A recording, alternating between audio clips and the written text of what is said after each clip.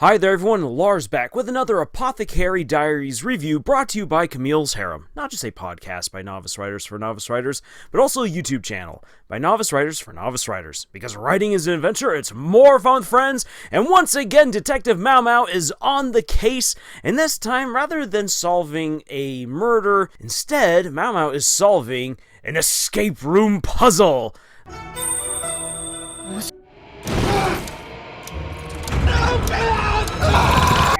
タンスには開かない鍵 You want to control your life, but life isn't a science experiment.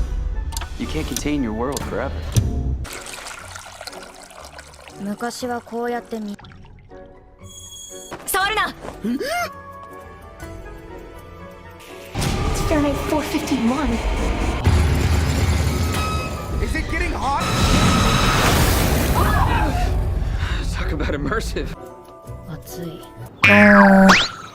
Well, not exactly an escape room puzzle, but this is something I would absolutely expect to see in an escape room. It turns out that a lot of the foreboding senses and clues left by Lacan in the previous episode have led us to a rather pleasant tea party between three brothers who've been left behind in a will from their father, who was a master craftsman, a master metallurgist who worked for the Imperial Palace. Lacan found out about this curious will and wants Maomao to help these poor boys solve the puzzle, solve the riddle that was given to them by their father. And there's a lot of really interesting things happening here within this episode.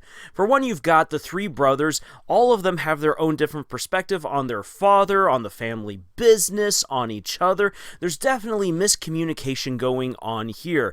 It doesn't seem like they quite understand each other, nor do they really understand their father. And sure, the younger brother is revealed later on to really have a better sense of what's going on here, a better grasp, and he's the one who brings the family back together, but it's still left up to the brothers to decide for themselves where they're going to go in their own lives and with the family business. And this episode has a largely very positive, very happy ending for the people involved in this newest mystery. At the center of it all, quite literally, is this intricate cabinet that has numerous locks but only one key to unlock it all. However, in order to fully unlock this cabinet, the central lock must be undone first, and the central lock is blocked. Should the brothers try to pick the lock or force this cabinet open, it will break and destroy whatever is at the inside of the central cabinet, which could ruin potentially their inheritance. On top of that, the cabinet is bolted to the floor.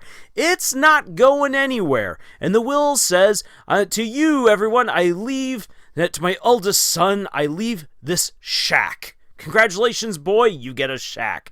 To my middle son, congratulations, you get this cabinet that you can't move. And to my youngest son, you get a fishbowl. In many ways, this kind of reminds me of the ridiculous opening to the really cheesy movie Saturday the 14th, where the family is there for this ridiculous will reading. And to my sister Lucille, who could always be counted on to borrow anything I had and not return it, I leave 3,000 overdue library books. And to my nephew John and his wife Mary, I leave my vast estate in Erie, Pennsylvania. Aww. He does have one more thing for you. That's all I get for being your sister all these years. My attorney shall inform John and Mary of the curse on the house. Curse? What curse? Yes, well, as I understand it... But this is where Maomao comes in, because she is able to parse together all of these different clues and see that throughout the house, not just in the shack, but throughout the house, there's all these different clues leading to what the father had intended. She must take the fishbowl, place it precisely where it was, where it once stood for so long that you can even see a sunware there on this other counter. Where the fishbowl once stood, it must go right there, fill it up with water, the light will hit the bowl at the right time of day when they have their regular tea party and shine the light precisely, shine this sunbeam precisely on the keyhole, thereby melting a special mixture of metal and unblocking the hole. Then they can use the key, unlock lock, the central lock, and then the rest of the metal will have gone into a special mold and formed a brand new key, allowing them to unlock the rest of the cabinet, which has other secrets in store for the young men if they are willing to put their minds together and figure out the special formula that will allow them to recreate the same wonderful metal wonders that their father did, once again, which made him a master metallurgist and someone who was highly sought after within the Imperial Palace. Now, it might seem like Lacan just simply wanted the young men to,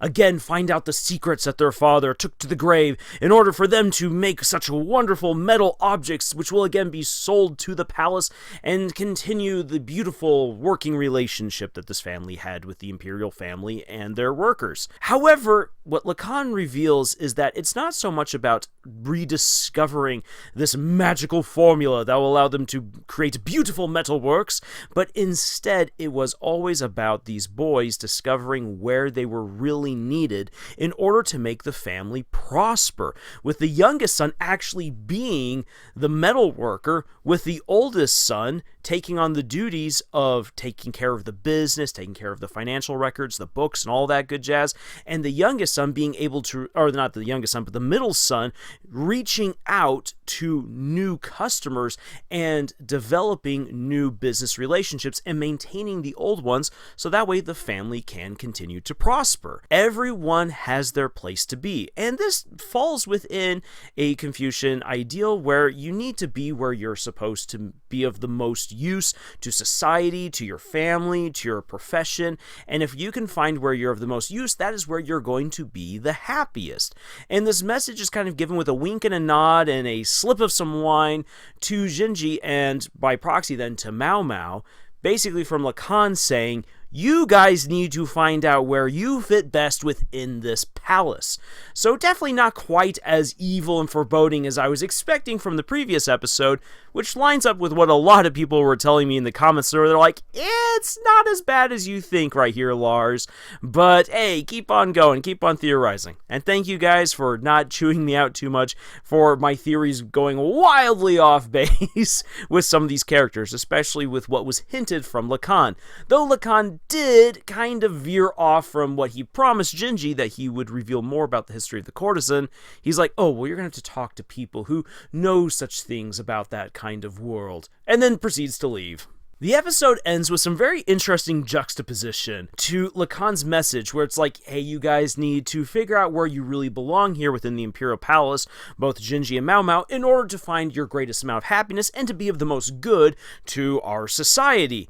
This juxtaposed with Jinshi basically like, okay, Maomao, I need you to help me do makeup. Why? Well, as we see in the preview, it's because they are going to go out on the town in disguise.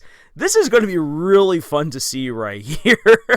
It's not quite the whole Pauper and the Prince, but it's got a similar vibe of them putting on new identities and going out. Jinshi wants to get away from the palace and do whatever it is that he's going to do outside. I'm curious to see where this goes from here. Overall, this was a pretty sweet, simple, straightforward, heartwarming chapter within the greater narrative that is the Apothecary Diaries. While we don't really see necessarily a whole lot of character development for Maomao or for Jinshi, the message that Lacan is giving with a wink and a nod is one that we should be paying attention to later on. This is something that, if taken to heart, maybe could be what both of them are looking for. But as for us novice authors, what can we really learn from this particular episode? Well, I actually want to turn your attention to the really cool puzzle that was left behind for the three sons to figure out, which ultimately Maomao, Detective Maomao, made Sherlock very proud long before he was even a twinkle in his father's eye by solving this particular puzzle. First of all, one of the things that we kind of need to grapple with is something that I hear so often from people who tear into Hollywood movies and shows, is that characters can only be as smart as their creators. They can only be as smart as the writer who's writing them. And yeah, that's true. And I remember once Brandon Sanderson was like, I have the key to making characters smarter than you are. And I'm like, oh, please do tell me, Sanderson senpai. I need to know. And he then said, you have time. I'm like, what? What? How on earth does that help me? He's just like, yeah, you've got time. Because you've got time, you can work on making your character smarter. This is actually where I think I can take Sanderson Senpai's advice and take it to the next level. What he means is that you have time to learn, to research, and to come up with really cool things in order to make your characters way smarter than you were when you first began. So let me explain right here. I highly doubt that the mangaka for the Apothecary Diaries knew a whole lot about metallurgy or about how to create locks or even how to create a nice escape room setup. However, if you take your time and think, okay then, what are my three characters right here, these three young men, what brings them together, how are they supposed to work together to solve a puzzle, you can then start playing around a little bit, again, taking your time. There's no rush to get this cranked out within an hour. Then also you have time to look at, what did it all take to make these fantastic mystery drawers? This is something that, oh my gosh, I love. The Asian cultures were really, really great at making mystery furniture. Things that had all kinds of little special compartments and little hidey holes in it that only if you knew where you were looking and if you knew the trick or you had the right key or the right combination could you unlock the special hidden compartment within and find the treasure or hide your treasure. And this is something that takes a little bit of research to figure out how these were constructed, what could you expect with certain kinds of drawers and the likes or certain kinds of cabinets that had these little special hidden compartments or special trick locks. And then also, it takes some time to look up, well, what kinds of things could you do with metal? In fact, actually, there are sciences out there that show you how you can figure out the special combinations of the right kinds of metals to go together, so that way, under enough heat from just sunlight, you could instigate a certain chemical reaction that causes the metal to melt and then flow into a mold and form a brand new key. So if you're willing to put in the effort, put in the time to do the research, talk to people, type things up, don't just go with the very first entry on a Google search, but really dive in deep, you can uncover and learn all of these amazing things that allow you to then create something really interesting and unique for your audience. In one of my books, The Monarch Mercenaries, I have this box that the characters are after in the very first act of the book, where they have to find this large diamond box. And I was wondering, okay then, I know this is fantasy and I can make whatever I want in fantasy, but really, is it possible to make an entire large box out of a singular diamond? So I did my research. Turns out, in theory, yes, you can. Good luck finding a diamond that big, but again, in theory, if you could find a diamond about a foot long, you can carve it into a functioning box, even a box with hinges, which is what I wanted. So technically, realistically, yeah, it could exist. And if it did, how much would it weigh? Because I have this whole scene right here where the character's like, oh, he almost drops the box and he's clinging to it by his fingertips. And I was wondering, okay, then how much weight would a massive diamond have? And it actually was not as heavy as I was expecting it to be. Again, doing my time, doing the research, and also having to do a bit of math because, again, good luck finding a diamond a foot long. But if you do the math, if you find out the weight of some of the world's largest diamonds and then go on from there, if you know your geometry, if you know your math, boom, you can figure out the math and figure out then how to write a convincing, realistic version of an impossibly large diamond. And sure, maybe the audience isn't going to be very nitpicky. Oh, it's a fancy story. It's a large diamond box. Boop-de-doo, I'm reading on. But for those people who are all like, well, actually, then when they look at it, they're like, oh, never mind. You actually got it quite right. Okay, moving on. The thing is that either for your characters or for certain scenarios where you're trying to be smarter than you actually are, just take the time to do the research. You will learn as the author, and as a result, you'll be able to put that information into the minds and the workings of your characters, which will make your story way more intelligent than you were at the beginning. All it just takes is time. Put in the research, put in the time to edit, to think things through, think things out, workshop it a little bit, and you can do some amazing stuff. you can come off a whole lot smarter than you were when you first began writing. So, that's all I have to say for this episode of the Apothecary Diaries. I hope that if you've seen it, that you've enjoyed it. I'd love to hear your thoughts in the comment section below. And if there's way deeper meaning than what I've missed thus far, please tell me about it. I'd like to hear it. And in the meantime, as we wait for the next episode of the Apothecary Diaries, if you're looking for more reviews, analyses, deep dives, and writing advice, then please check out our other videos here on our channel. And if you'd like to support the work that we do here, check out the books that we've published. Links for them are in the description below.